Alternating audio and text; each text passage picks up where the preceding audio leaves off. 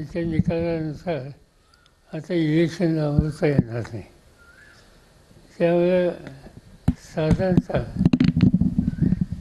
एक 3 महिन्याच्या आत ही निवडणुकीची प्रक्रिया सुरू होईल आणि त्याच्यात साहजिकच आम्ही सगळे सहभागी होऊ.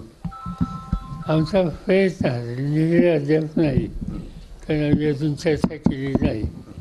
पण काँग्रेस पक्ष आहे, आमचा राष्ट्रवादी पक्ष आहे आणि उद्धव ठाकरेंच्या नेतृत्वाखालचा शिवसेना आहे आणि शेतकरी कामगार पक्ष आणि इथे छोटे पक्ष आम्ही एकत्र बसू आणि एकत्र बसून एकत्र निवडणुकीला सामोरं जाता येईल का याचा विचार करू आणि त्याचा अंतिम निर्णय करून एकत्र निवडणूक करण्याची इच्छा आहे.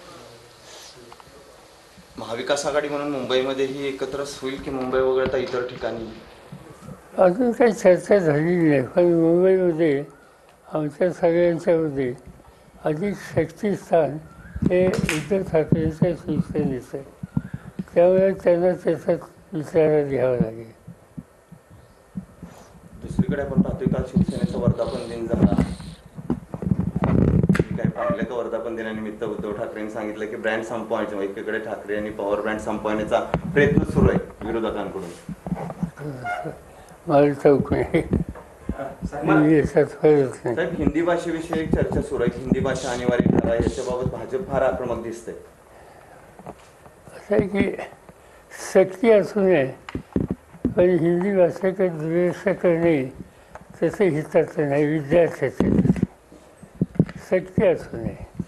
शेवटी त्याला हवं आहे ते त्यांनी करावं. त्याच्या पालकांनी जे काही त्यांना मार्गदर्शन केलं त्यानुसार निर्णय घ्यावा. साहित्यिकांनी बऱ्याचसा त्याला विरोध केलेला आहे, आपल्या महाराष्ट्रातून पण बराचसा त्याला विरोध. अनिवार्य नको म्हणजे हिंदी आपल्यात आहे मात्र मी सांगितलं ना, सक्ती नको. बाकी कुणी येत असेल शिकत असेल तर नाही म्हणण्याचं कारण नाही.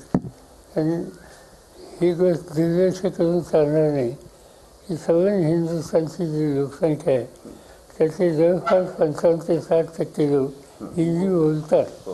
त्यामुळे सुसंवाद ठेवण्याच्यासाठी या भाषेकडे दुर्लक्ष करणं योग्य नाही, पण त्याबरोबर सक्ती करणं हे योग्य नाही.